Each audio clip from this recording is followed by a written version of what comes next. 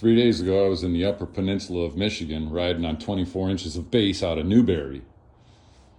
3 days later, down here in southeast Michigan, it's 65 degrees and it's bike season. So it's time to get prepared for the summer.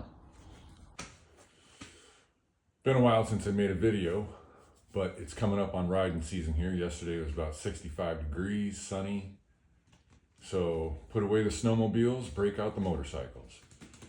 Gonna change the brake pads on the 23-800DE.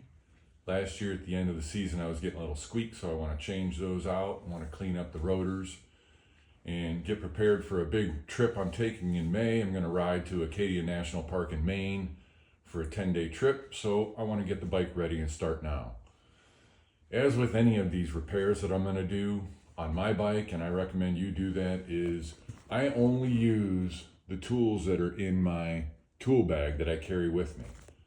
That way I know if I'm missing something and I can get that remedied before I'm 1,000 miles away and in the middle of nowhere. So I recommend you do the same thing. Use the tools in your tool bag only for the repairs that you do on your bike and see what you miss or what you don't have. Let's get started. All right, so you got to break these bolts loose. I've already broken them, but these bracket bolts, these are 12 millimeter. And so the only thing you got to do, take these two off, and then there is a 5 millimeter Allen head bolt that's holding the pin, or for the pin that's holding the pads in.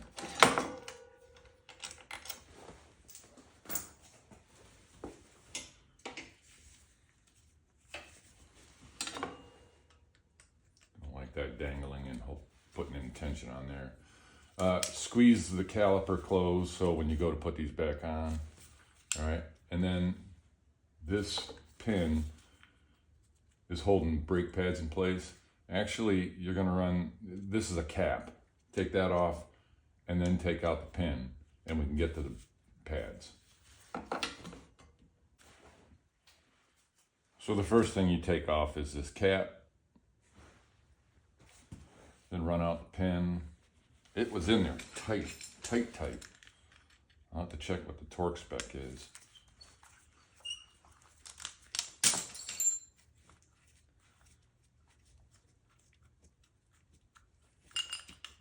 Pull that out. See how it's got some just light surface corrosion. We'll clean that up and get that shiny so these move around a little bit better on them. Take out your two pads. I mean, it was due. That's evenly worn. That's evenly worn as well. Those were the OEM pads. I'm going with these Double H Sintered brake pads, EBC. I'm gonna put these on the front and the rear. I put these on a V Strom that I had before, a 650. And I really liked them. They were very good brakes. The OEM rear brake on the 650 was entirely inadequate. Put these on and I was very pleased with how it worked. All right, so we'll swap in the new pads. And then I don't know if you can see this, but so this thing sat in the garage the whole time over the winter. I didn't ride it, but you can see this surface rust there. So I'm going to take some light sandpaper and clean that up and then use some brake cleaner to get the dust off before I reassemble these pads.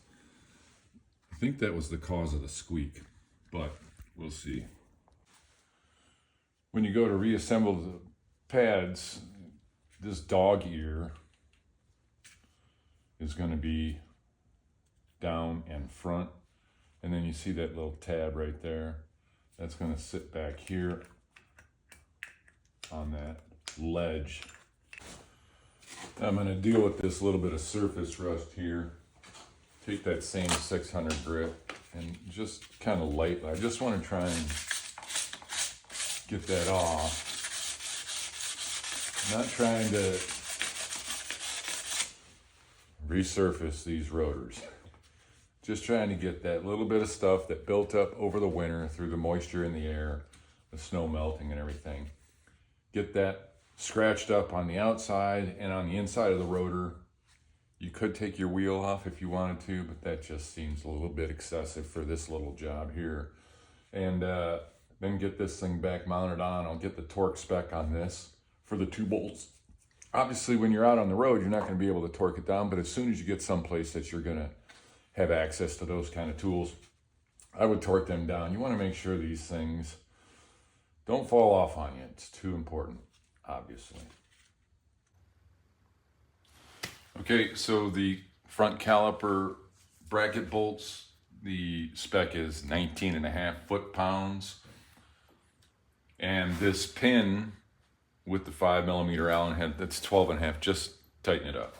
All right, but 19.5 on this. If your cheap Harbor Freight torque wrench only shows inch-pounds, just multiply foot-pounds by 12 to get the inch-pounds, which is 234 inch-pounds.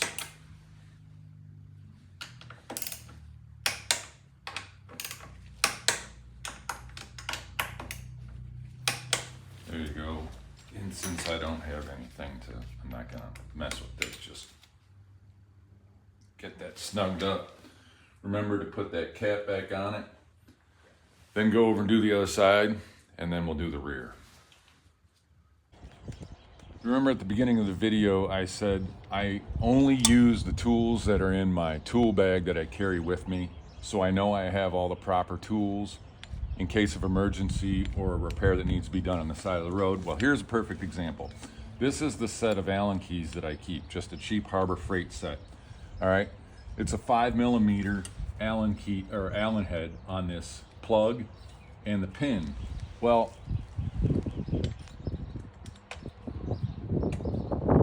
I can't fit this in there. Okay, I can't get it in there. So if I was on the side of the road and I didn't do this today, not knowing that this doesn't fit, I'd be kind of screwed unless somebody else had a regular Allen key. So that's a valuable lesson. This will fit in there. I can get the cap and the pin off and get on my way. I'd be stuck if I was on the side of the road with that one. Valuable lesson. Okay, so for the rear pads, this tab right there sits on a ledge that's built into the bracket. Okay, molded in there, cast it. All right, so that sits on there, and the dog ears with the hole for the pin come out, they face upwards. Okay.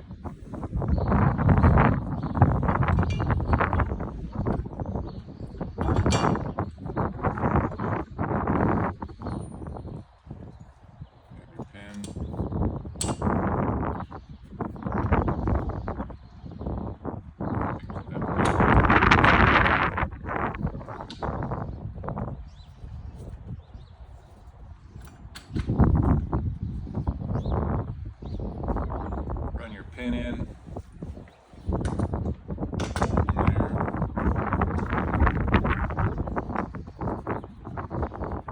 Snug everything up, clean your rotor, and we're back on the road.